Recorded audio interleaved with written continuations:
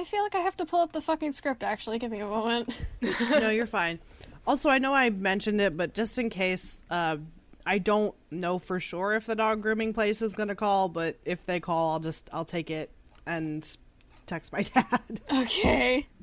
It's sort of variable how long it takes, so I'm not 100% sure, because she might have been the first dog in there, which means they might be the first dog she works on. Yeah, I also just in general, like, don't know how long that process takes, because we usually take her on a Saturday or a Sunday, because that's the only time we can take her, usually at like 11 o'clock. So there's obviously a lot more dogs there. So they're like, well, it could take like 5 hours, but 3 of that might just be her like shit-hitting there. So I don't know how long the process takes versus how much time is just her chilling. Yeah. Doggy spa day. Doggy spa day that she did not enjoy me dropping her off. She was so... My poor sweet dog. She has such bad separation anxiety. So because of the Rona, they were like, okay, can you put her in one of these crates and take her collar and her leash and blah, blah, blah, and just like lock the door and we'll get her. Well, first of all, Maisie does not like crates. Oops. Whoopsies. Because she had a crate, and then my fucking uncle would just leave her in the crate, and she would piss in her crate. Oh. Which is great for poor dogs. So she's not a big fan of, like, crates or kennels or any of that hoo-ha. And then I had to, I was leaving her. So she was, ow, ow, ow. She was so mad, and I felt so bad. But I know, like... Now she's probably fine. She chills out very quickly, but she just gets, like, so worked up whenever somebody leaves her alone. Dropping your kid off at daycare. It's very, once she gets 5 minutes with the nice people there, she's fine. And I've been worried, like, oh God, is she a bother? But everybody at the grooming place, like, loves her. So I'm like, well, she must behave. It's just... She's just anxious. She's just anxious. And then when we go pick her up, I've never seen an animal this excited about anything in my whole life. I mean, it is full body wiggles. Like, her whole ass is shaking. It's not just her tail. It's like, oh, it's so fantastic. Those good butt wiggles that dogs get. Oh, yeah. It's absolutely fantastic butt wiggles that turn into, like, full body wiggles and crying. Oh. Shaking and crying. Yeah, it's very, but no, I love my sweet dog. It's very good to go rescue her. I feel like that could be our cold open. Dog talk. Dog talk. Dog talk. Dog talk. Meanwhile, my dumb cat is going to be mad at me the entire episode because I'm sitting on the floor and not playing with him. Alex, I think it's so funny that you record on the floor. I can't record at my desk because now my work desk is there. And if I sit at my work desk for more than the 40 hours a week I'm paid to, I'll explode. That's very fair. I mean, technically you could justify Wikiboys as work, sort of. We don't get paid for this. It's not work. But, like, it's a thing you have to do weekly. I have to change my scenery.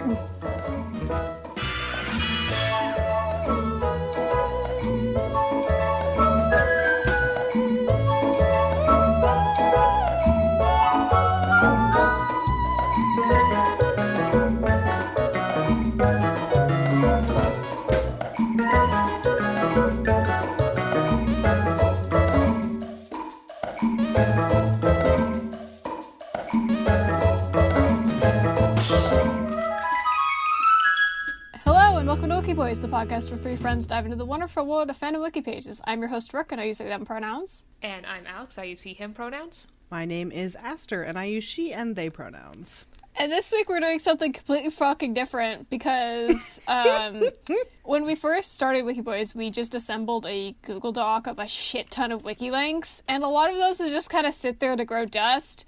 So we're going to do a little spring cleaning, even though this will probably be posted in, like, summer. So this week, we have... How many was it? I get fucked up. 4 wikis picked out. Technically 5. No, it's 4, but one of them has 2. It's the same series. 4 properties, 5 wikis. Yeah.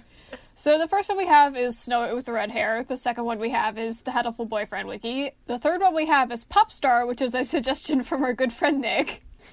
And then the 4.5th one we have is Princess Resurrection. I'm pretty sure the only one any of us has any point of reference to is Hatoful Boyfriend. I don't know what any of these other things are, and I don't think anyone else does either. Yeah, and my experience with Hatoful Boyfriend is pretty limited. It's mostly that I had a friend in college who was really into Hatoful Boyfriend, so we played it a handful of times in our video game club. But I would usually just be in the back playing Overwatch on my laptop, so that sort of, I have this sort of secondhand exposure Secondhand to it, smoke. right. Yeah, the secondhand smoke of it being played in the same room as me, but not really paying attention, because I'm trying to get those epic wins on the Overwatch. Yeah, I watched a Let's Play of it, where... Yeah, same. Yeah, like, the people who were doing the Let's Play were, like, very, very into it and had, like, well-produced voices that were consistent across everything. It was like, oh, this is an actual production. I don't remember what the hell one I watched. I just remember I watched it. I consumed it in some form, and that's where I am now. So let's start with the Hatoful Boyfriend wiki, since that's the only one we have anything with. Yeah. So how this is going to work is, before starting, I had all of us just kind of pick out random pages, and then we'll trawl around in a specific wiki until we feel like we've juiced it enough, and then close those tabs so we can't go back to it, and then we'll move on to the next one and rinse and repeat. Sounds good. Yeah. I'll start it, I guess. The two pages I have open are the Human Liberation Front and the Heartful House, which are the only two things I wanted to talk about. So, the Human Liberation Front is, so far, the only known human faction that formed after the end of the war between humans and birds. They consist of human extremists who wish nothing more than to make humankind the dominant race on Earth again, and will stop at nothing to achieve their goals. They would even go so far as to kill fellow humans to make that happen, as shown during the Heartful House incident. It is unknown whether or not they played a role in the Avius High City bombing. Did we remember that? Nope! Did we remember that plot point? Nope. I think I got halfway through Hateful Boyfriend and was like, I'm good. Yeah. Well, and I think this is probably stuff that's in the, like, I don't remember what it's... There's a fucking... So, because Hatoful Boyfriend is a pretty, at its most bare bones, a fairly traditional dating sim insofar as it has mostly normal routes, and then there's a crazy one. The human stuff, the Human Liberation Front is in the crazy one. So, To me, they're all one game. In my brain. Well, I mean, yes. Right. There's 3 games. There's After School Card Battle, Hatoful Boyfriend Holiday Star, and Hatoful Boyfriend A School of Hope and White Wings. Oh my god. Yeah. I didn't realize. I think, I think there's, like, spin-off ones. Holiday Star is a sequel companion piece to Hatoful Boyfriend A School of Hope and White Wings, which is the first video game. Oh, yeah, right. Yeah, and then, like, the bad end was, like, DLC content, because, like, Hurtful Complete Edition is the full game. Yes, that's right. Hurtful Boyfriend Route is the bonus storyline you can unlock after obtaining certain endings, specifically Sakuya, Yuya, Ryuta, Nageki, and Nanaki's endings. It explains the general... Yeah. Yeah, the bad boys love, the BBL route. Yeah, one thing I specifically forgot is that the birds do have human versions. That's Yes! something I completely forgot. They don't They all. sure fucking do. They I don't can see all. him on the side here, except for Oko-san. He's just a bird. Oko-san is Oko-san is just just a bird. It's really good. And he loves pudding.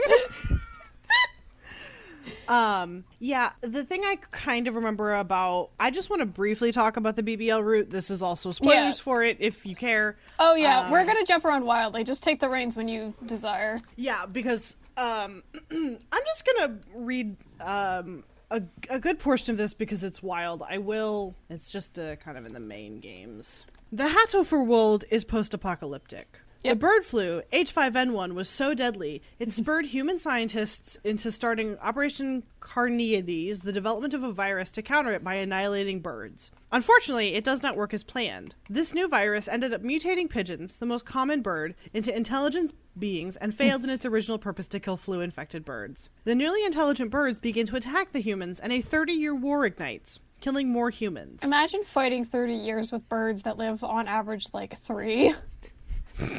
Right. Most of the human race is wiped out in the flu pandemic, and in less than 40 years, birdkind has become the dominant race on Earth. A peace treaty was agreed upon and signed. Unfortunately, anti-pigeon sentiments run in some humans, and vice versa, and so conflicts between pigeon and humans still exist.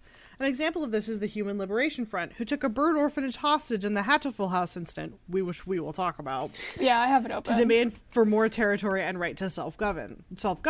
Our protagonist, Hyoko, is one of the humans who developed natural resistance to H5N1. She goes to St. Pigeon Nation as a human representative, a sign of good faith, as an experiment on whether pigeons and humans can live together in a bond, which is why if you don't form a bond with any pigeon during normal playthrough, you get the bad ending. The experiment failed.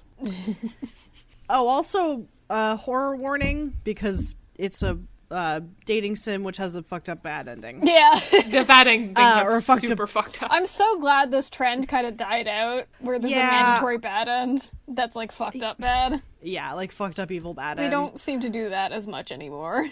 Yeah, and at the start of the BBL route, you will go through some time in Hyoko's normal school life until one day she goes to the infirmary to look for Ryuta. Then you, the player, switch points of view. You continue on through the viewpoint of Ryuta the rock dove, her best friend. Hyoko is strangely missing after her visit to the infirmary. Uh-oh. Ryuta was asked to bring a stack of papers into class by Nanaki, his homeroom teacher. As he sets the unusually heavy box in the classroom, he notices a red stain on the corner of the cardboard box. When he opens the box, he finds a horrifying sight and a face he recognizes. Hyoko's bloody head inside the box without a body. The other classes also discovered that each box they took had contained a human body part, arms, legs, etc. A huge steel dome appeals around the school, trapping students and teachers alike inside. The principal summons all students to the gym to explain that a disaster was occurring outside. The dome had been put up to ensure their safety. Amongst all this strange happenings, Ryuta decides to investigate Hyoko's death. Together with Sakuya, he uncovers the story of St. Pigeon Nation's sealed past and hidden facts, and the game becomes a murder mystery. Yeah.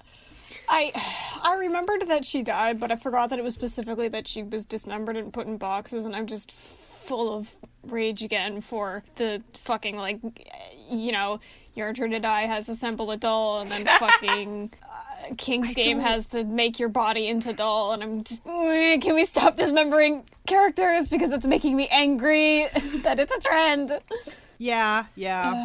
I don't know why it continues to be a thing people do. Because it's dramatic and shocking and evil. Ooh, it's dramatic. Fuck off. And shocking and evil, and it's wow. Desecration of a corpse? That's the worst thing you can do. Or whatever. So I have Heartful House open. Let's talk about that. Yeah, Heartful House is an orphanage filled with chicks that were orphaned as the result of the war between birds and humans. Every Friday, the orphans of the Heartful House gather for a meal together, and no one is left out of the weekly tradition, not transition. The Heartful House incident. On the Friday of the 2nd of September, 2180, when most everyone was gathered at the house for their weekly family meal, the Human Liberation Front attacked the bird orphanage and held the orphans hostage to demand territorial expansion and self-government. They began killing off each orphan one by one, the longer it took for the demands to be met. Hyoko Tosaka's parents were sent in to negotiate with the human extremists and were shot dead for their efforts. Their deaths was the trigger for the bird and officers to swarm the orphanage. Hitori was out shopping for the traditional meal when the incident happened and came home just as Hyoko's parents were killed. Despite safety warnings from the officers, he rushed in to find that all the orphans and humans were dead. He desperately cries out for Nageki, whom he discovered was still alive and hiding in the orphanage innermost room. Although neither Hitori nor Nageki did realize at the time, Nageki inadvertently managed to kill all the humans because of the presence of the Charon virus. Because the orphanage was located near Hyoko and Ryota's homes, the two of them personally witnessed the incident unfold and subsequently the death of Hyoko's parents. After the incident was over, Soma Isa approached Ryota and asked him what his greatest wish was. Ryota's answer became the catalyst for everything that happened to Nageki and St. Pigeonations Institute. Also, does anyone know which character this is on the Bad Boys Love spoiler banner? I don't know who this is. I don't know who that is either. Azami? Let me search Azami. I also just briefly want to... We don't have to talk about St. Pigeonations much. Oh. I just want to talk about... St. Pigeonations Institute is the... Oh my god. Oh! Yes! The lesbian bird! Yeah! Yeah! Sorry, we'll talk about her in a hot second. Yeah. Because I want to talk about the lesbian bird. St. Pigeonations Institute is a prestigious bird academy and medical research center where the majority of Hatoful Boyfriend series takes place. Hello? Oh. Hello? If I remember correctly, there's like this weird ice basement under the school. I don't know if I can... Is there a tab for like locations? God, I wish. I'm looking. Yeah, there's category locations. Can I have the fucking... Yeah, the medical center. Oh, yeah. Yeah. Oh, it's not cool. what I remember it looking like. I thought it was just an ice cave. This is wild. The medical center is an underground research facility funded by members of the Hawk Party. It is located under a whole building that possesses a reference room. There is a freezer. Oh, that's probably what I'm thinking of. The freezer where Isasuma preserved Nageki's remains, and also where Ryuta and Hiyoko were put in a cryogenic stasis. Yes. Real cool.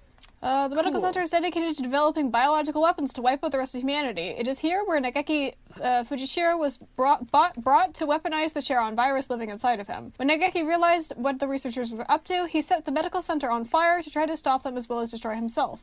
Unfortunately, the fire failed to destroy Nageki completely, allowing Isasoma to preserve the Charon virus and continue the medical center's research. In the aftermath of the fire, the school hall that laid on top of the medical center was closed down, and the building's access routes to the medical center were sealed off. However, one access route connecting the medical center to the main building was left open, although hidden.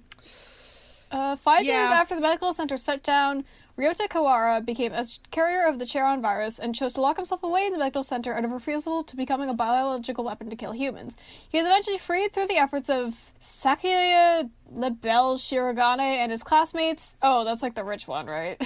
Yes. Who managed to find a way to remove the Charon virus from his body and revive Hiyoko Tosaka. How? She was dismembered. Oh god, I forgot what this rich piece of shit looked like. Yeah, he's a fantail. Yeah. As much as I have feelings about, like, the secret fucked up bad ending, I can't deny the sheer joy of... Yeah, this is a fucking bird.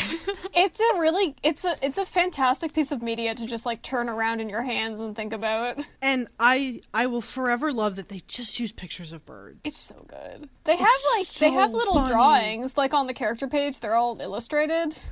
Yeah, they have little icons. In the real and game, really it's just cute. pictures of real birds.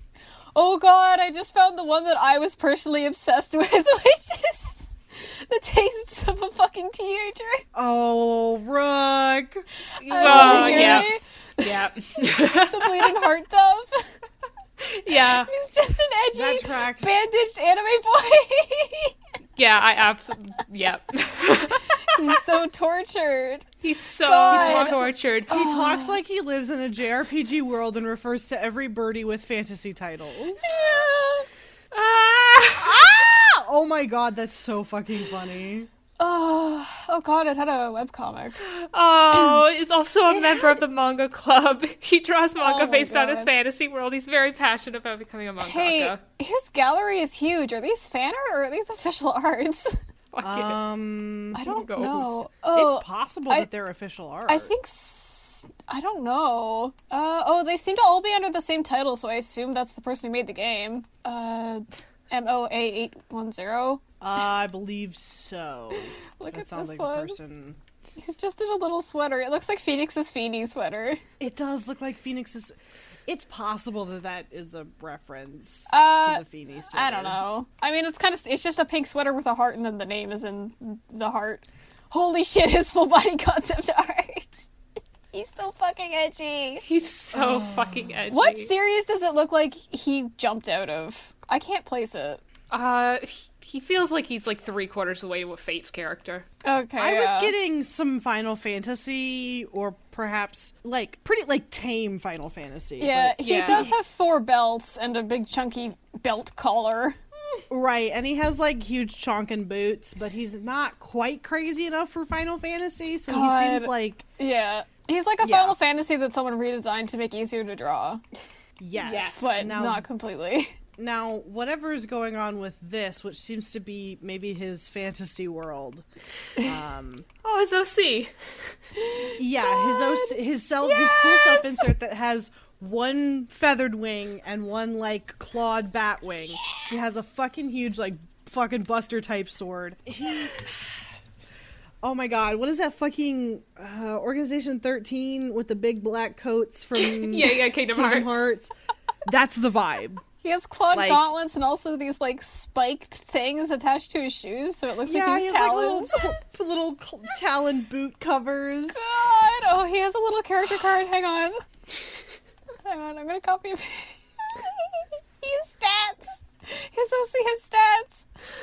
Oh my god. Angel, title, Crimson Fallen Angel, Blood Lotus Cremation, Crimson Chain, Megiddo Flame, Dark Resistance 3. An angel of flame who once served the absolute deity in heaven. He rebelled against God and fell from heaven and was imprisoned for an eternity in the ice of, Casitas, but was released by Edelblau. Edelblau.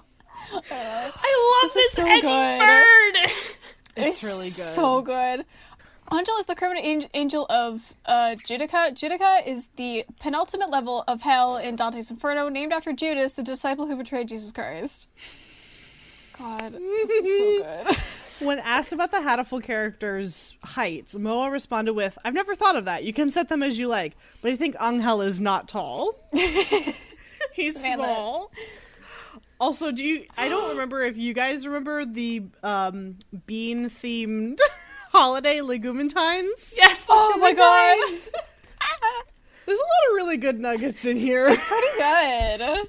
Yeah, besides for the weird fucked up bad endings, like, it was just kind of fun. Yeah. Angel won't appear in the game if you do not wish for the bad love of a fallen angel during Tenebata. To get that option, you have to obtain Shio's ending first and start a new game. It is also possible to get Angel after obtaining Yudi's ending. Interesting. Oh, I forgot that these were all, like, progression locked. Yeah. To get his ending, just keep asking him out and also keep him out of Shu's way the best you can. Also, make sure to attend either only music class or only math class. It will improve the strength of certain attacks in the Himeji battle. In the what? In the what? In the what? In the what? Himeji? In the huh? What is this? Let me look. Oh, it's only results on Angel's page and also whatever this is? So his page is pretty long, and I think it's incredibly funny to me that it's very clear that somebody on this wiki likes him the most. Yeah. Because he has a lot of information on his page. Yeah. I found... what is this? Absolute Zero, The Forbidden Epic of Fallen Angels is a book collaboration between Mao Hato and Damarushi about Angel's fantasy AU world. Fallen Chronicles Absolute Zero is the name of Angel's story in Hatoful Boyfriend Holding a Star. Angel World is the world that Angel sees all the time, a fantasy AU. It's the reason why he speaks like a JRPG protagonist. Others can only see it when Angel's hallucinogenic powers are active on them. The story of the second drama CD, Primal Feather, is centered around this world. Oh my god. A manga page of it has been scanlated? Oh, it's a link that's not found. Oh no. Oh no. Well, there's like every character's AU version is listed here, along with all their stats and stuff. Oh my god. God, that's so they all have fucking stat funny. cards. Look in the gallery. Oh god, they got stat cards. These are really good. This is so powerful. Oh god, this is so fucking good. Oh my god. Oh my god. Oh my god. This is so powerful. Okay, what do we have here? We have... I want Ooh. to talk about the lesbian bird. Yeah, okay. Yeah, if you want to look at all these cards that are very good, good at Absolute Zero, the Forbidden Epic of Fallen Angels page on the hatoful.fandom.com wiki. Let's talk about that bird. Good. Okay, so Azami Kashiba is a lesbian bird. I don't remember when you can date her, but I know that you can. She's in a biker gang. Yes, she's in a biker gang. I want to see a And bird she's on a motorcycle so bad. It is a bird on a... She rides a scooter. It's even better. This is her human form on a scooter, but the bird absolutely does ride on this pink scooter. Yeah, I want to see the bird do it, though. Yeah, I know. She's also... So the biker gang is called Hell's Birdies. God. She is a Java sparrow who sells takoyaki. She possesses excellent fighting skills and an extreme amount of cool, plus a whole lot of caution when it comes to traveling the roads on her trusty pink scooter. God.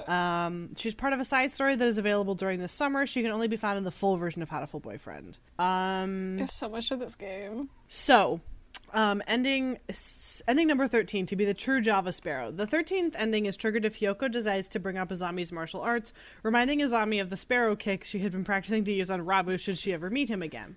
Azami proceeds to beat up Rabu right there in Tarimi Cafe. This ending will not be triggered if Hyoko's vitality is too low. 2 days later, on the 26th of August, Hyoko finds Azami standing in front of a used bike shop with her scooter and crying. She had sold her bike as a way of moving on from Blaster and looking to the future. Oh. Suddenly, the two are attacked by the lead punk pigeon. Is that what that's a portmanteau? Yeah. Who wants revenge on Hyoko and Azami for beating up his, quote, cute followers.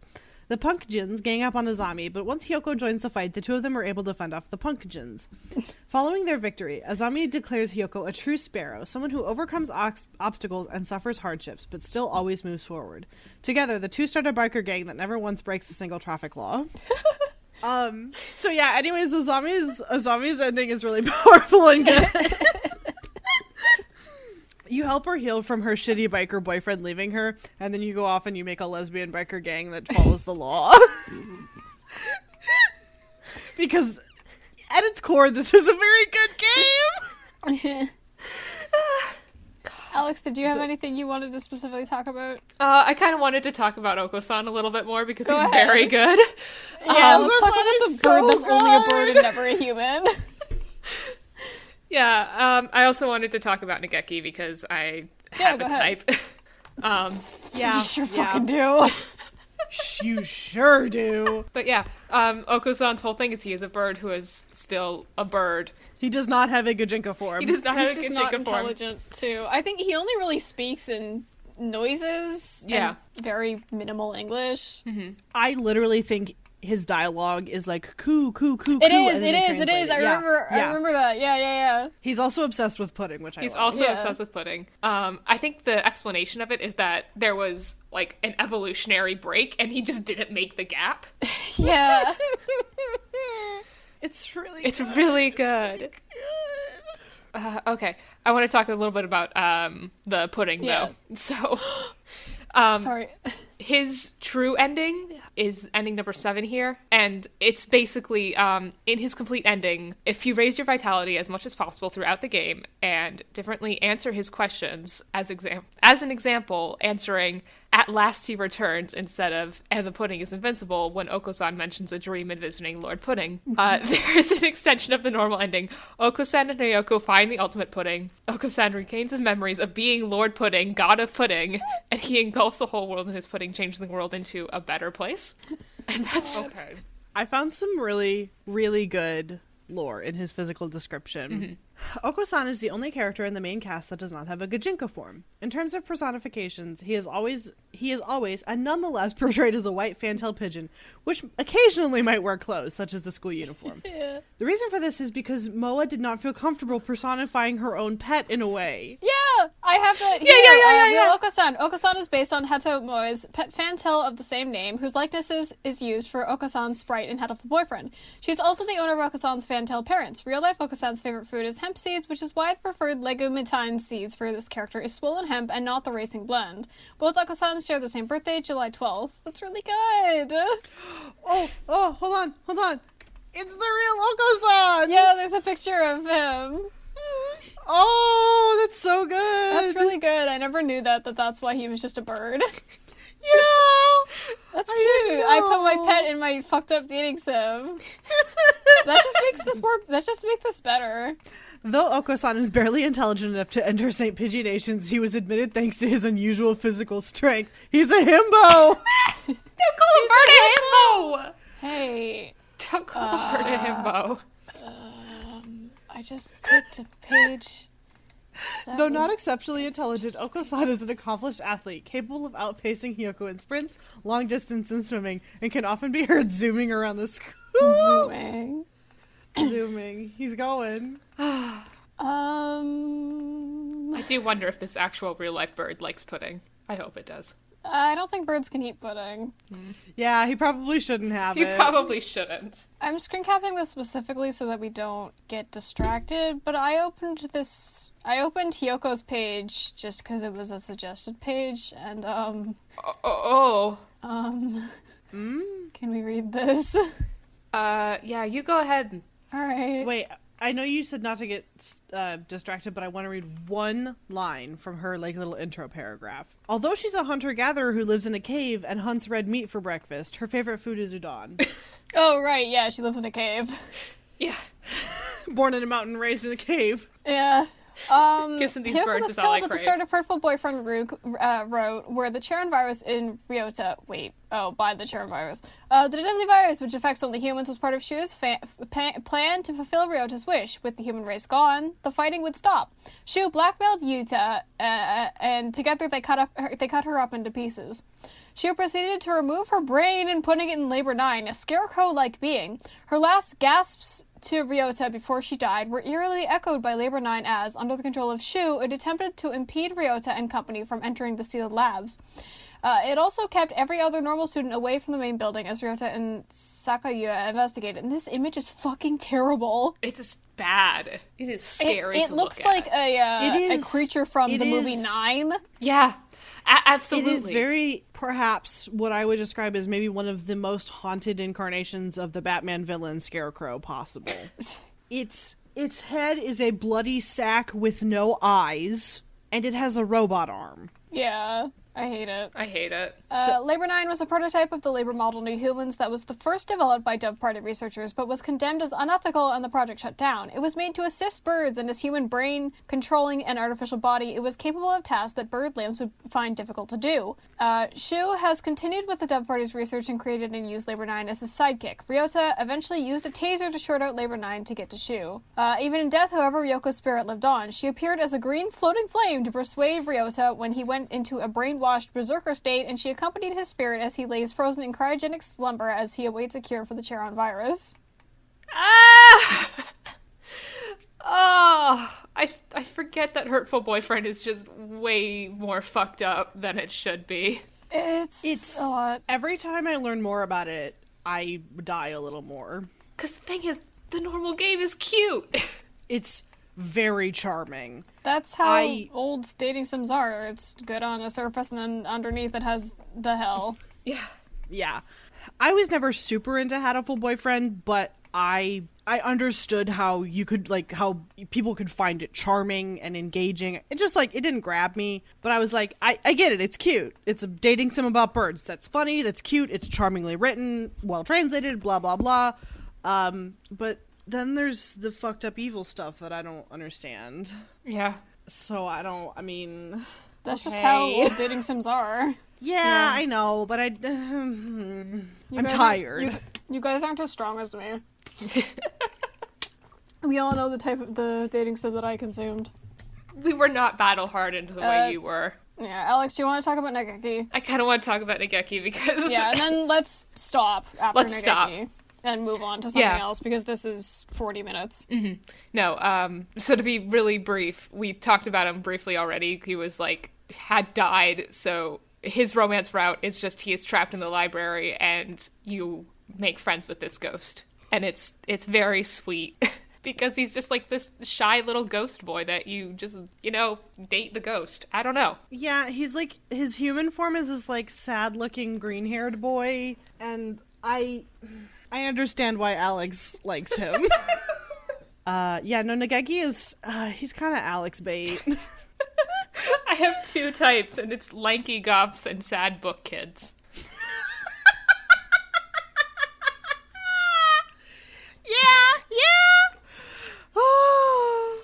Okay, alright. Okay, does that conclude our time on the Hatoful Boyfriend wiki? I think we can be done. If Alex doesn't have anything on the page he wants to read. I read a little bit, but we're good. I also kind of wanted to talk about Legumantines, just because I find it very humorous, but we can be done. Alright. Close all Hatoful Boyfriend tabs. We're done. No more Hatoful Boyfriend. What Strike should it from we the record. move on to next? I feel like Pupstar would be kind of a good... It Yeah, has let's 32 go to pages. Pupstar. So this is something Nick suggested, and I don't know fucking anything about it. This is something Nick actually just suggested, when Wikiboys debuted. So it's kind of just been percolating in our little doc. I've never looked at it, and I don't really know what it is about. So let's read the homepage, I guess. Pupstar is a series of children's films that aired between 2016 and 2018. 4 films were made. The first film was simply called Pupstar. They are about a small Yorkshire Terrier known as Yorkie in the movie named Tiny. In 2018, after the release of Puppy Star Christmas, the company that made Pupstar series, Airbud Entertainment, confirmed that no more Pupstar films will be made. The company has went silent ever since, and their website is also down, so they likely have gone out of business. Can I... Wait a minute. Oh... You said this was an Why Airbud is this not knockoff, loading? but is this a fucking Airbud spin-off series? Okay. Oh, I want you guys to try to open airbud.com right now. Uh-huh. I will. Oh, boy. Firefox yells at me that it's not safe. Mm-hmm. Oh, boy. So, it is legitimately just this weird spin-off about a Yorkie. I think it's about dog pop stars. About a dog pop star. Oh, boy. It just... the films tab has all 4 films listed. The pages are, like, almost entirely blank. Oh, yeah. So the page for the original Pup Star movie is completely blank. There's nothing. Oh, yep, these are real movies. I thought for a minute these were fake movies. Oh god, if this was a fake... Hey, Pup Star's on Netflix? Oh, that's really powerful. Actually, Please. no, wait, what is this? It might just be a movie that's also under the name Pup Star? Nope, it says Airbud Pup Star. After Holy singing shit. public Holy big dreams of shit. stardom, gets dog-napped and escapes with a friend's help. Her journey home is a fun, music-filled adventure. Is this the same? I think there's literally no way to tell that it's the same because it just doesn't. Yeah, I don't know. I believe it is because I think that little Yorkshire Terrier is the protagonist. That's what the wiki says. Well, was the protagonist Tiny? Yes. The protagonist Tiny is is Tiny is an 2-year-old Yorkshire Terrier and the main character of the 2016 film Pup Star. Okay, what's the date on the Netflix film? 2016. Oh boy!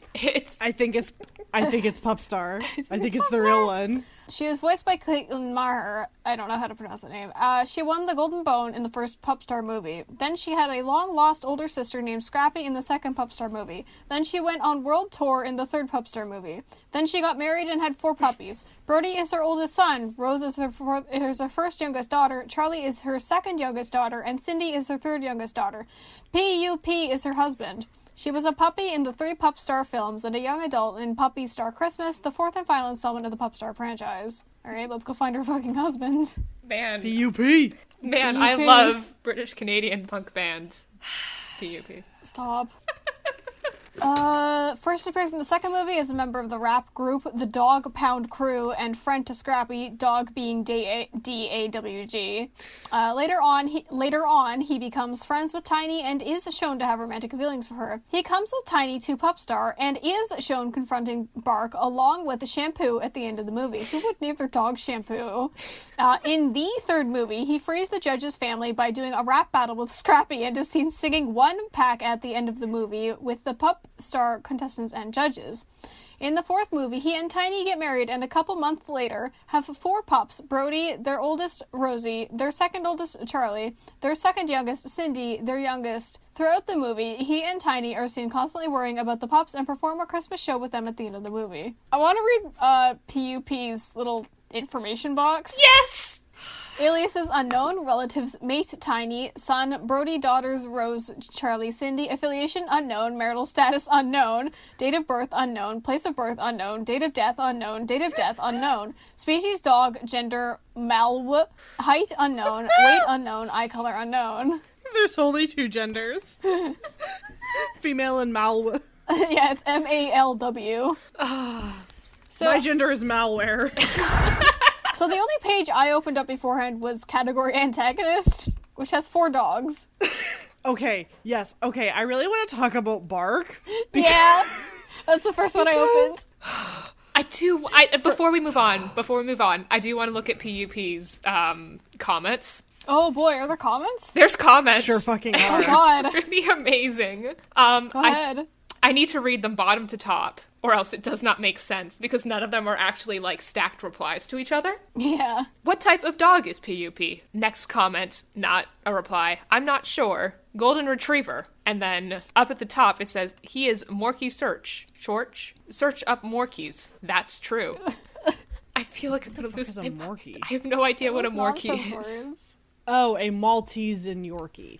I see. Mixed breed dogs have such fucked up names. I really feel like I could fight a person about every single, like, mixed dog breed name. Yeah. Don't make me look at your dog and call it a cockapoo. Just don't ask me to do that.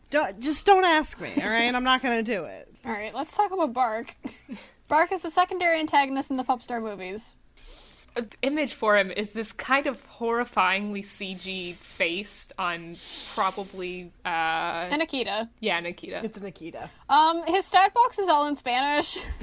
Really I can't read this. Like, pronounce it. Yeah. The stat I box can is try. entirely in Spanish. Yeah, you're both American. Your second language is Spanish. I saved that. I mean, at least I actually took Spanish for a couple of years. Aliases: Hueso Rodante anteriormente. Relatives: Amigos, Canon, Roland anteriormente, Julio anteriormente, Pugle anteriormente. Affiliation: this is the only thing in English. Unknown. Yeah. Marital status: Ninguno. Date of birth: Desconocido. Place of birth: Desconocido.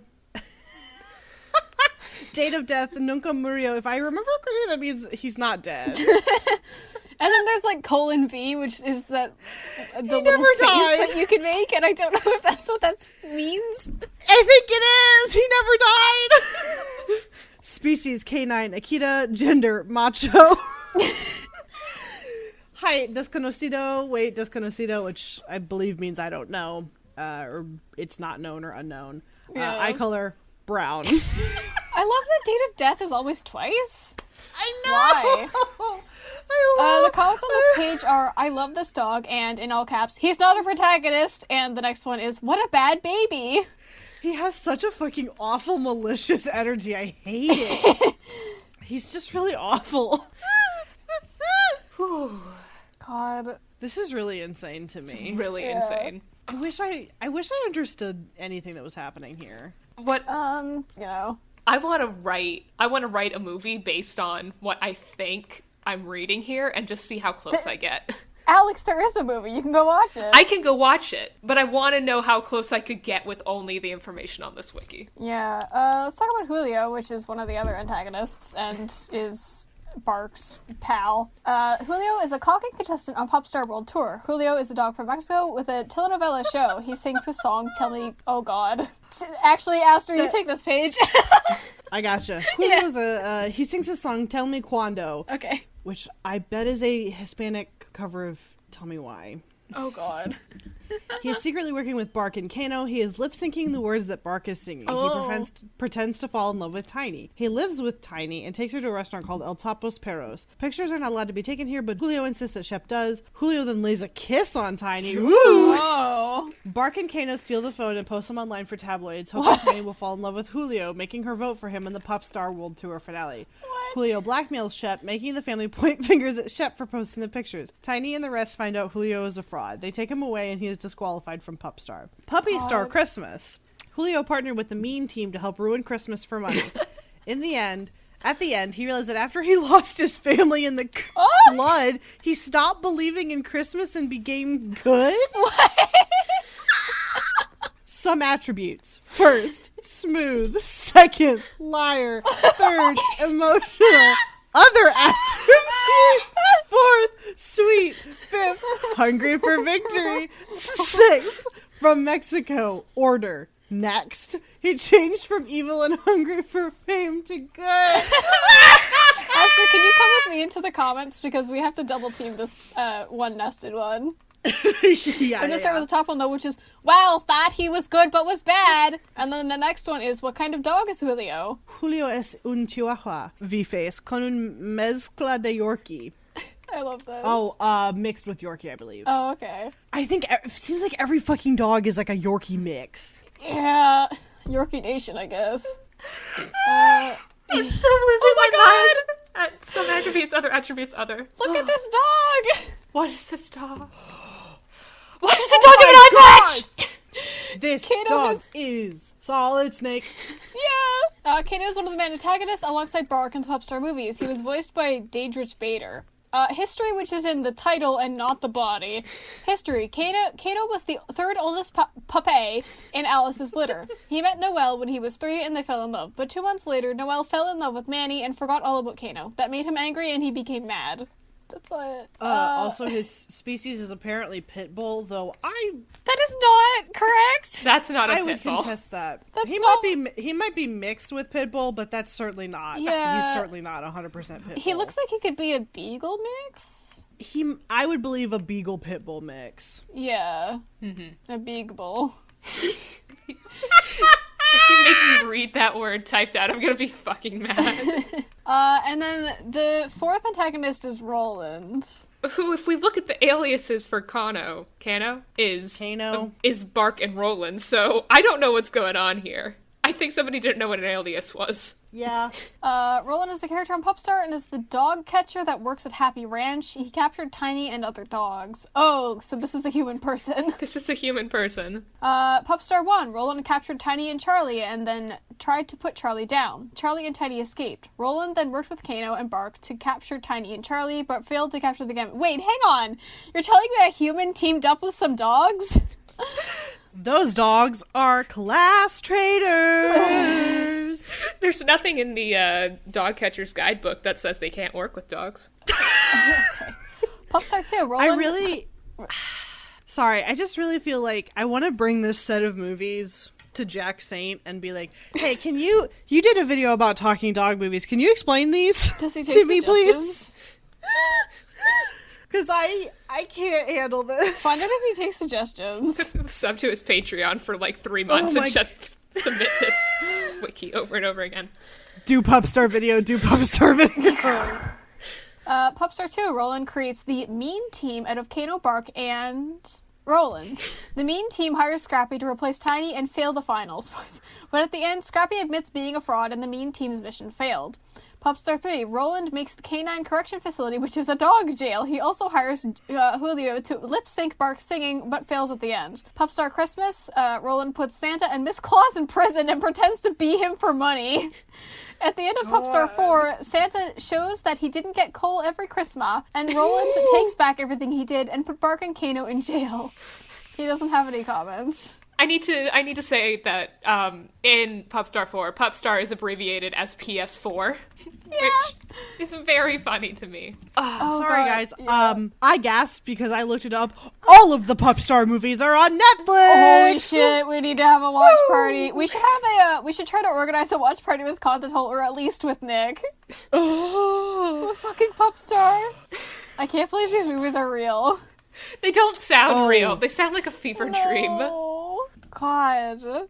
Really good. There was like a whole subset of like Air Bud knockoffs. Yeah. Like Treasure Buddies.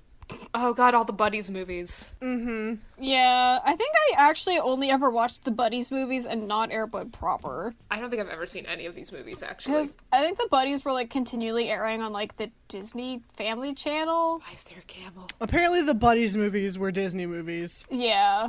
I Why watched is a there a lot of camel? Disney movies as a kid. God, is there anything else on this wiki that's really good? I think we've Or- read literally everything there was to read on the wiki. I'm not really it has 32 pages. Yeah. Let me look at wiki activity. Oh god, it was last updated 2 days ago. Woohoo! Who's editing this? Actually, I did sign in. Do we want to leave a comment on Popstar? Yes. Wait, there's a category deceased characters, I'm sorry. Woo! This dog is dead! Where? Where is the deceased character? I'm gonna pee my fucking pants. Apparently the entire movie Puppy Star Christmas is dead. Oh god. Oh, poor That's fine, Blake Ashley, you can be a Shelty. pee-pee boy. Okay, so I have a small personal anecdote that relates to this. Yeah? It's you'd be surprised. So I was playing, you know that game Heads Up where you have like, you give, like your friend has your phone and it has like a word on it and you have to help them guess it. If that's I familiar thought to you you. were going to talk about Heads Up 7-Up. I totally thought you were going to talk about Heads Up 7-Up. No. I think the app was made by Ellen, but it's basically like there's different categories, and one of them I think was like pop culture. And my friend was the one with the phone on her head, so I had to help her think of this word. And it was Blake Shelton. And I was like, fuck me. I don't know anything about Blake Shelton. I mean, I know he's a country artist, but I can't think of a single one of his songs. I don't know anything about him. But I did know that there was a Spotify ad where he was just like, hey, I'm Blake Shelton. But you obviously can't say his name, so I just went, hey, I'm Blank Shelty. So this joke, this inside joke with me and my friend in college really slapped me in the face with Blake Shelty here. This apparently dead dog. Oh, the page form is really good too. It's really good. Hey guys, I posted a comment on Roland's page. Oh, what did you write? What did you write? I'm gonna go look at it. What did you write? Evil! I wrote simply evil. Oh, really good. Really good. I really hate, the funny thing about the power of dogs is that I'm looking at this picture of Blake Shelty and I'm like, oh, I'm like, it's a puppy. There's something within me that really goes feral whenever I see like Shetlands or Australian Shepherds. They're very I'm just good. Like, They're very fluffy. Pobby. Yeah. Hey, I just checked out our stats for just the Wikiboys account, and apparently now we're ranked 14th on the Pupstar wiki. Oh wait, I do want to read Blake Shelty's page. Yes, we should. Write the first paragraph of your page here. And in the title and not the body. Life. Blake Shelty was either a Shetland sheepdog or an Australian shepherd. He might have been the little brother of Emily Rose. In Pupstar, he is a judge. He does not appear in either of the other films, so he either died or retired. Section heading. Write the second section of your page here. And then a picture of a very fluffy dog in a basketball jersey with a gold chain. It's really good. His little tongue is out. Yeah. I don't know if you guys know this about me, but I do go insane whenever there are dogs in clothes. It's really good. I love it. Whenever my mom would drag me to Joann's, I would always go straight to the pattern books, and then I would flip to the costume section, and then I would look at the dog costume section and lose my mind. It was a time-honored tradition. Mom would just be looking for quilting fabric, and here I would be just looking at dog costumes. I think this describes a lot about you. Yeah. Oh, it's very self-explanatory. Oh, okay. All right. Are we done with Pupstar? Close Pupstar. Close all of Pupstars. We'll Strike it from the watch record. those movies later, I guess, after we can add those to our to-be-watched spreadsheet because we suck. You have a spreadsheet? Yeah, we made a spreadsheet yesterday because we suck. Oh, yeah. Hold on, I have to go to the bathroom. Yeah, let's take a little pee break. Don't pause your recording, though. I have returned.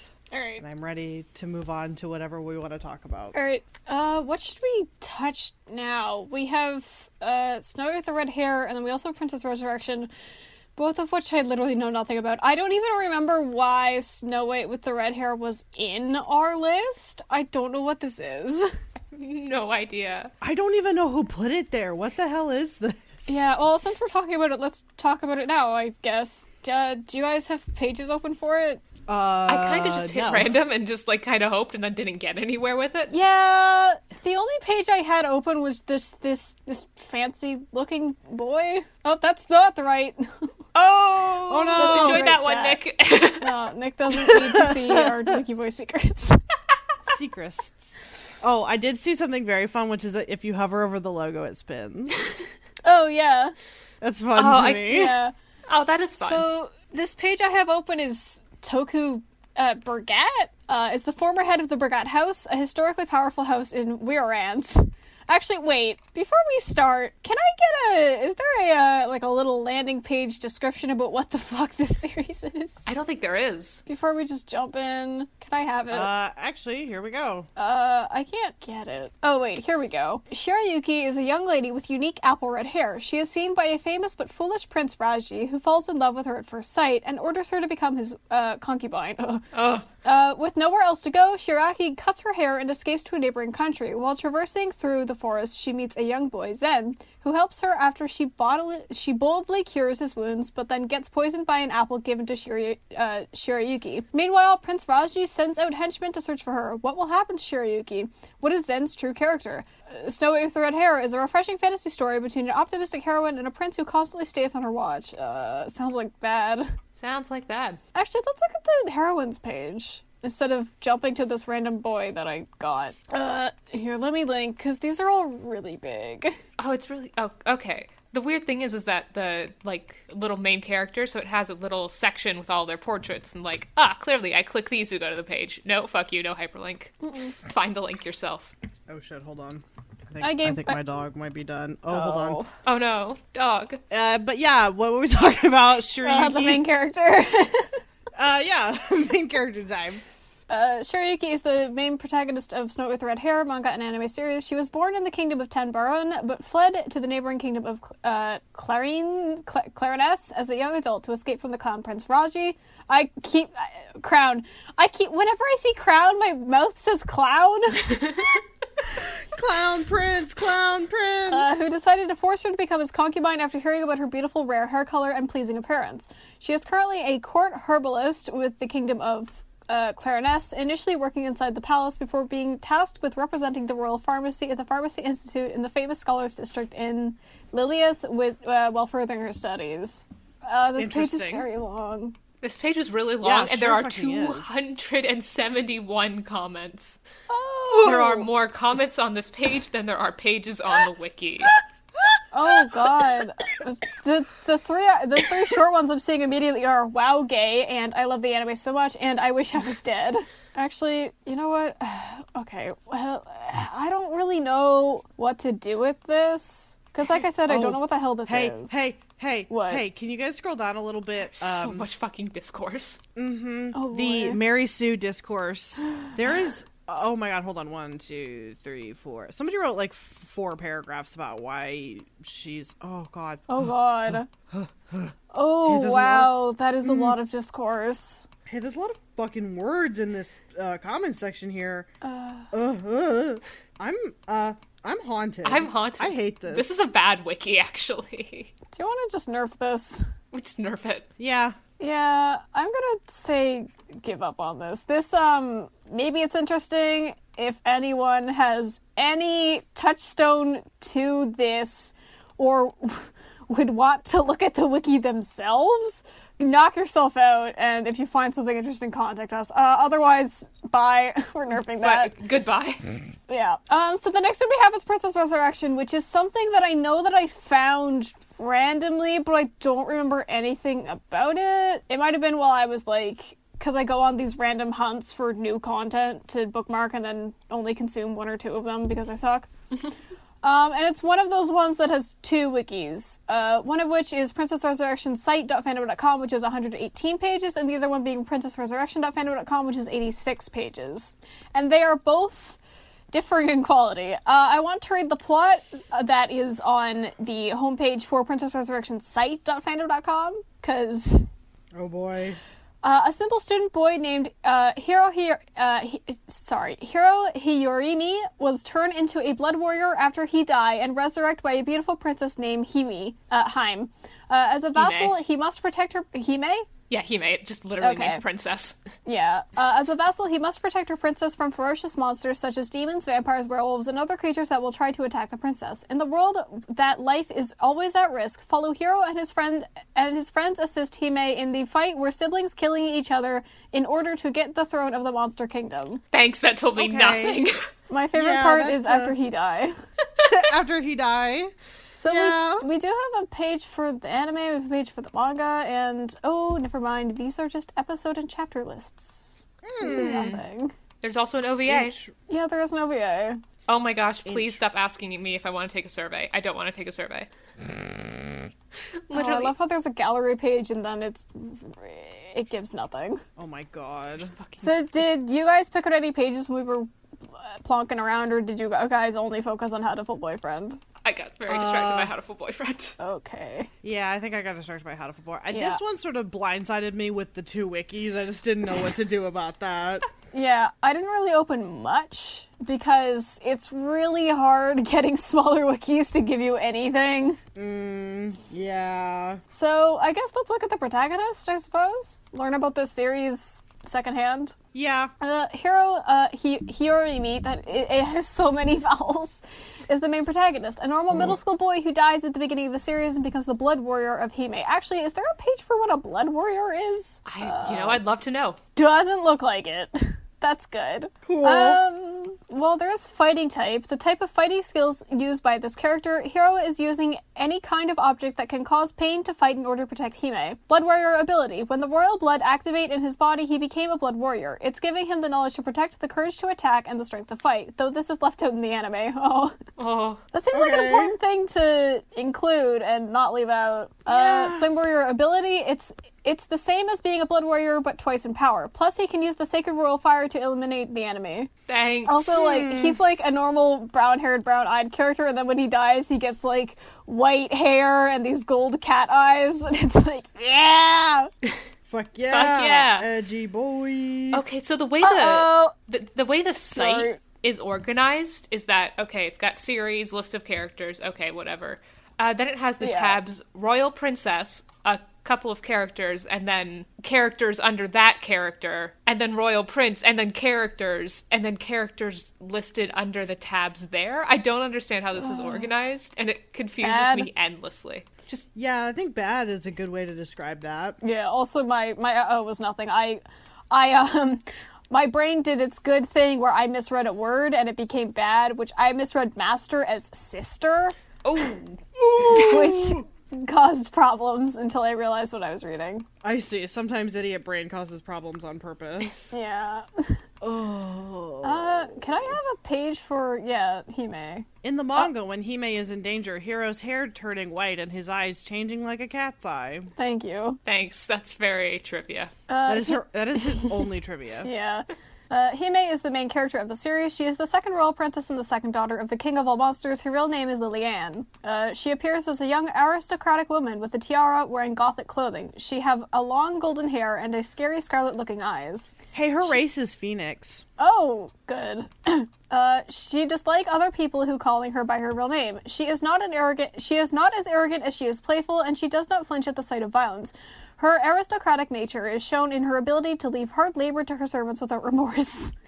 She is also not above destroying anything in her path to kill an enemy. She is only as physically strong as a normal human and sometimes requires that her servants get her out of trouble or help her defeat an enemy. She also does not hesitate to save her servants, even going as far as breaking the rules in order to do so. What rules? What? Oh god, she uses a chainsaw! She has chainsaw weapons, chainsaw. She always using this weapon when she was fighting. She first used this when she fight Invisible Man. The weapon is her favorite. Who's Invisible Man? I guess we'll find out. Will we?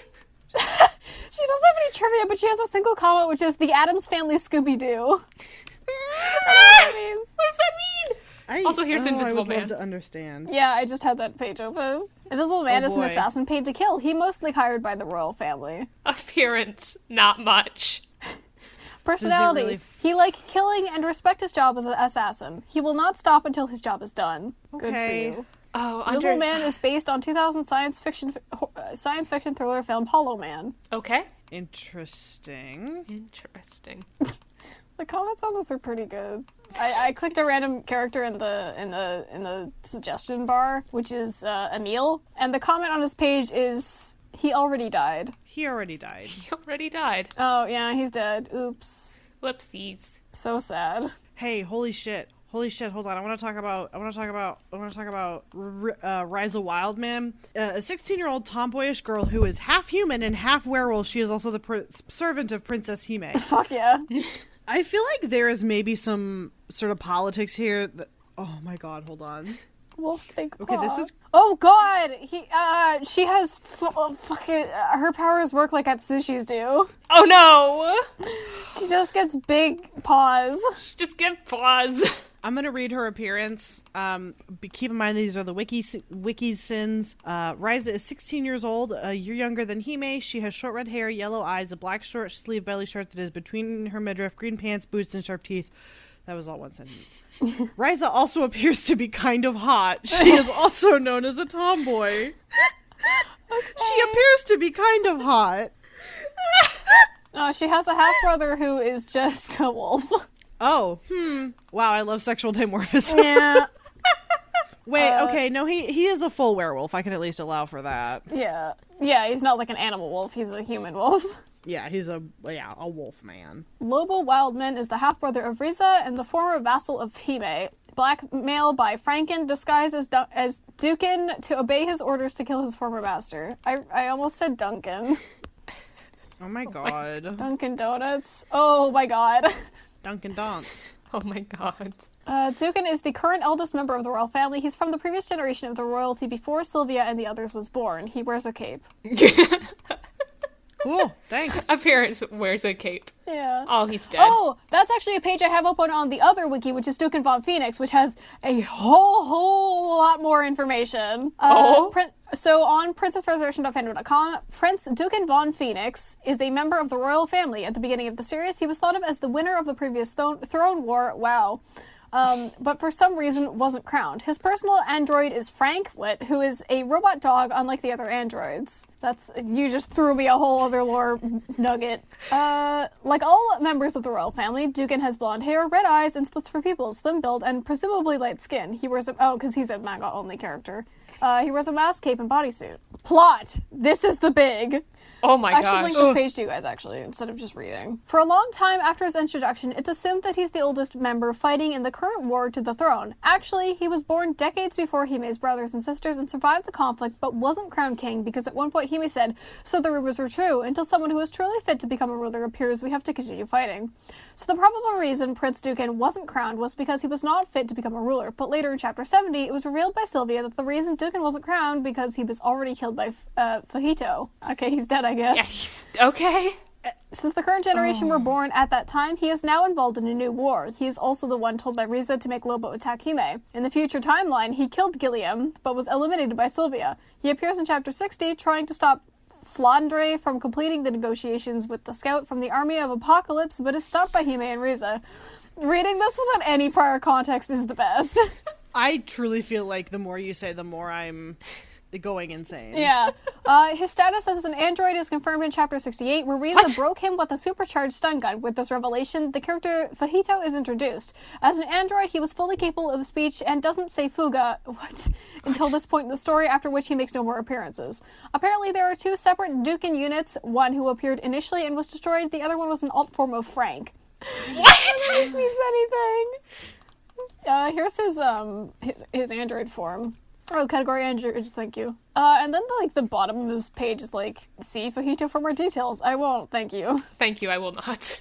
I'm gonna lose my mind. Okay, so most of the androids have F names. Yeah. Flanders, Flandre, Francette, Francine, Francisca, Frank, Franz, Franzel, and Fratellis. There's also Dukin Von Phoenix and CL. An android created by Zeppeli. Huh? Oh. He's a vampire! Oh. Sorry! Let's talk about Zeppeli for a hot That's second. a whole vampire. That's a whole vampire. Oh god, a lot happens in Chapter 68, I guess. Yeah. Yeah. Or it's the one that got written about in the wiki. Zeppeli is a male vampire with dark skin, silver hair, and a goatee. He's the real owner of the Sakanaki Hospital, which doubles as Sassanaki. Okay, as his vampire base. He produced the blood of Hime too at first, but prefers to plot and execute behind the scenes because he had a cooperative relationship with Rari? And there's not T. There's an extra T there. I can't read. Yeah, there's no T. There's no T there. He's also looked down upon somewhat in vampire society. Okay, those are a lot of words and I learned nothing. In Chapter 68, Flyman found Zeppeli in a room inside Dukin's mansion, who was severely wounded after being mauled by what he calls a hybrid. He dies after telling Flyman to escape, and his body was found by Hime, Hiro, Riza, and Rei in the same room where he was last seen talking to Flyman. Later, it was shown that Dukin had been conducting experiments to turn humans into werewolf vampire hybrids, and Zeppeli's blood was used for the vampire portion. The gang used his blood to create a serum that would turn the hybrids back to humans. Okay.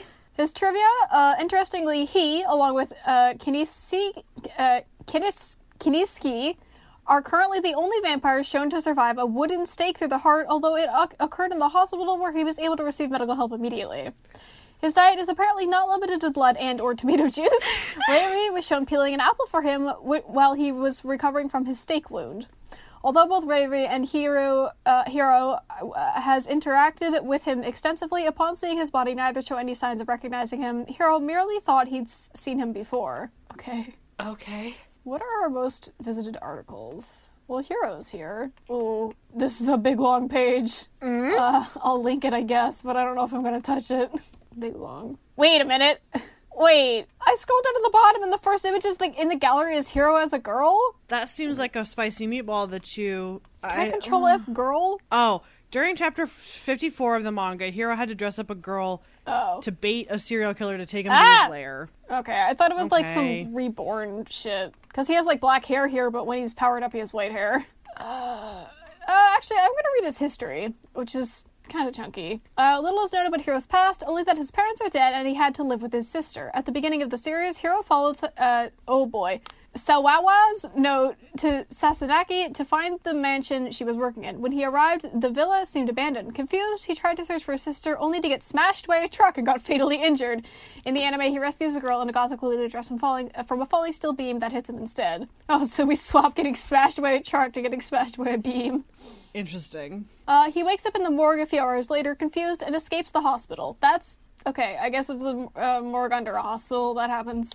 The hospital staff that witnessed his resurrection dubbed him Dead Man Walking. On the road, he noticed that the lights are on in the villa and that all the dogs were howling under a full moon. Hiro arrived at the villa to discover that the girl he saw fighting a werewolf. After defeating the werewolf's pack of dogs, the werewolf charges at her. As the attack is about to connect, Hiro jumps in front of her and the werewolf punches a huge hole in his torso, which gave the girl the chance to finish off her opponent. What?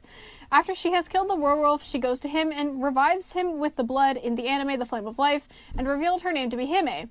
Hiro is then bound by blood to serve as Hime's servant and protector. Okay, so he just nearly fucking died and she was like, you know what? You can live. I really can't get over, like, in the manga, she uses her blood, and in the anime, she uses the flame of life. Yeah. Okay. What is her page? Lillian von Phoenix. I do like information do you have? the number of species he has been in the personal information here. Human, formerly. Vampire, briefly. Cursed. Spirit, briefly. Blood warrior, flame warrior. Okay. What? He was dead, but he got better. Okay. Alright, let's read Hime's trivia, I suppose. I feel like the trivia is always a good place to start when you don't know where to start. Yeah. Yeah. Hime, literally, princess, is a Japanese word for a lady of high status. Hime knows German, like all other members of the royal family. Hime's voice actress, Ayako Kawasumi, is also known for her role as Saber in Type Moon's Fate franchise. Okay. OVA voice actress, Saori Hayumi, is famous for voicing Musubi in the Sekirei anime series and is Ayase Aragaki in Oreimo. This is nothing. I don't know why I read that Yeah, line. two things I'd never heard of. Yeah. It also seems that she is left-handed, as hinted in Chapter 25, page 4, but she is shown using a pen with her right hand in Chapter 61. This, however, can also mean she is ambidextrous. In Chapter 3, she became slightly nervous when Flandre brought her a dead rat after she complained about not having enough blood warriors.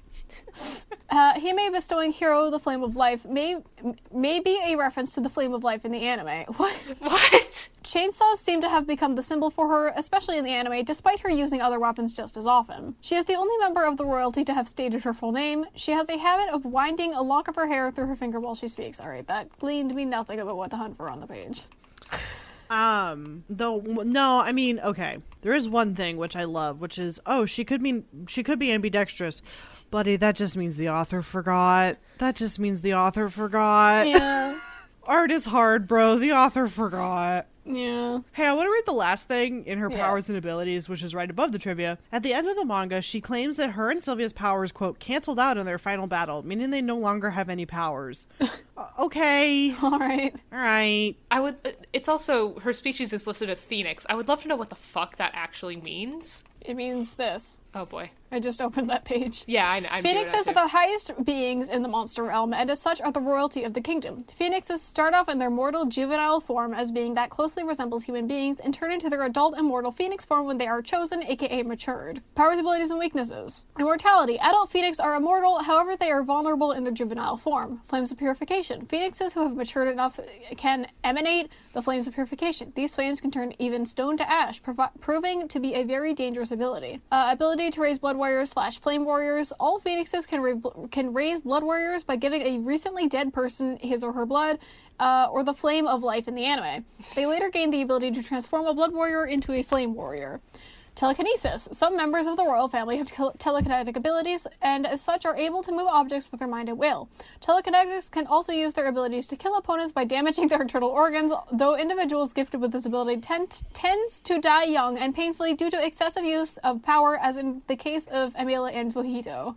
Hey, I'd like to talk about the royalty list here, particularly Fujito, alive, absorbed by Sylvia. Oh, Oh. What does that mean? Also, the trivia on the page is all members of the royalty lacks eyebrows, only possessing brow curves. Can I learn about Fajito? I guess we have to. Fujito? We've been told we shouldn't, but now I Right. think we have to. Yeah. A royal Prince Fajito is a royal. Also, it's Fuhito. That is what I assume it's pronounced like. From the Phoenix clan with the same powers of telekinesis as Emil, he is actually from the last generation before Hime's generation and the youngest sibling of the real Dukin. He also have the same red eyes with slits that all royals have. He wears a short-sleeved dress shirt, black tie, and black dress shorts. Dress shorts? Formal shorts. What? Formal shorts. Also, the single comment on his page is just the Addams family. History. I'm What? trying to piece together what the fuck this character is, because looking at the Read the other history. wiki... No, just, like, so the other wiki was basically like, oh, he's Dukin, actually. Like, wait, no? No, I don't think so. Here, let me open it again. I don't know. The other wiki is written very badly. Yeah. Let me open Fajito on the other wiki. A prince who managed to survive in the past battle and joined the present battle in order to claim the throne. Thrown. Status alive. What's his status on the other? Oh, this doesn't have a status page. All right. I think it has a... No, I don't think it's saying that he's Dukin. I don't know where you got that. So, on the princessresurrection.fandom.com, if you go to Dukin von Phoenix's page, there's just a thing at the end of his plot that says, see Fujito for details. Yeah, for the details on why Dukin's fucking dead and now an android. I guess. Why are you confused by this? I don't know. I'm confused by everything. It's just more lore. Also, Dukin is his eldest brother, so that would also be why. Oh, okay. What's his fucking history? Ever since Fajito was born, all his siblings have been after him to kill him due to his strange powers of telekinesis. In a manga chapter, Fujito as an infant is seen being carried away by his assigned gynoid, Francine, the first/prototype gynoid to be made, according to Fajito himself. What the fuck is a gynoid? I think it's an android, because I'd seen that name assigned to right. android on the other wiki. Gynoid is usually a name for a female android. What the fuck? I've never heard that in my life. Why do we have to gender? Robot pussy. Shut the Sorry, fuck I took up. a sip of coffee as you said that. I also took a sip of water. I hate almost you. just spit take on my computer. Yeah. Oh, robo pussy. Despite being the eldest, Fajito is very small and short, only a slight bit taller than Flandre, who reaches just under Sylvia's chest. Can we have a height? It is presumed that his body grew at a much slower pace than usual when he was in stasis. What? His hair was naturally blonde, but when he first reappeared, his hair was black. Alright. Okay. Personality, yes! Fajito is shown to be cruel and arrogant, but he is also quite smart and patient. He also considers the consequences of his actions to take responsibility, such as after learning the android Dukin has created a city of vampire werewolves and that Hime is working to clean up the mess, he destroyed Dukin and spared Hime's life even though he could have killed her at the moment. He later helped Hime to return the citizens back to normal. Fujito is also merciful to humans as he does not want to kill them if not needed and does not want to include innocents with the Throne War's merciless sibling battles. He apparently felt guilty that he had accidentally involved normal humans in his resurrection. Okay. So there's a link, something about Salieri. I don't know a whole lot. It's a member of the royal family, Salieri von Phoenix. Yeah. He only has one comment, and it's the Addams family. That's what I said. Oh, I didn't. No, you missed a cutout. Oh, I'm so sorry. No, this is another character. This is another character with just the comment Addams family. Yeah, it just keeps popping No, up. wait, what? Oh, you're not on Fajito's page. No. No. Oh, I read I'm the on Addams family Salieri. on Fajito's page. Uh-huh. When was the one on Fajito's page posted? April 14th, 2018. This is also April 4th, 2018. Yeah. Oh, let's look at all of the royal family pages and see if they all say Addams family on it. I want to. They abso-fucking-lutely do, because I went to this. It's just an anonymous user. Why? Why? Every one of the Von Phoenixes has the Addams family commented on it. Oh my god. Yeah, if you open up a fandom user's page history, it's just all the Phoenixes with the Addams family. Mm-hmm. All on April 4th, 2018. Why? I don't know. I'm done. I'm done. Yeah, I can't handle this. I'm done with this. Yeah. I'm closing both of these. Yeah. I'm closing my browser. I'm done. I'm closing my eyes. I am not looking. I'm shutting down my brain. I'm shutting down my organs. I'm going to sleep. I think that's probably an episode. I think that might be it. Yeah, that's it. We still have so much shit in our doc. We may have to do this again. Or we could just purge.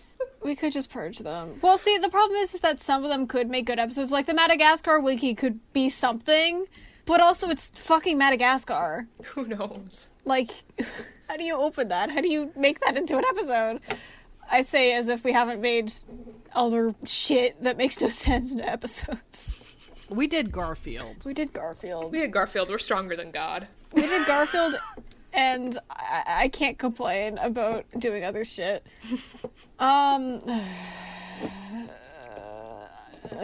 Every single one is just comments with Adam's family. I can't. Stop I looking keep at it. looking Close your this. tabs. No, I'm looking at the screen cap. I'm gonna go into a different chat. I'm Close just gonna your stare eyes. at our DMs, Rook. Close your eyes. Oh God! All right. You want to take us to the outro, Rook? Yeah, I'm done. We're done.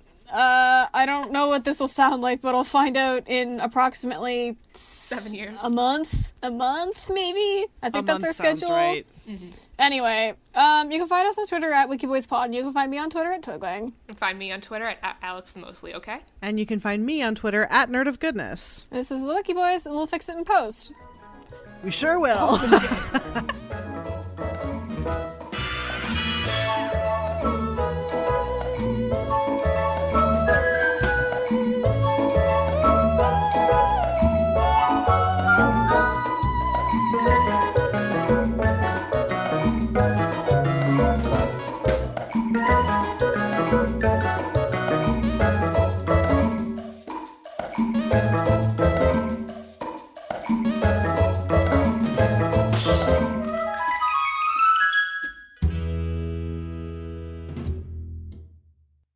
The music used in this episode is Quirky Dog by Kevin MacLeod, found at Incompetech.com and used under the Creative Commons license.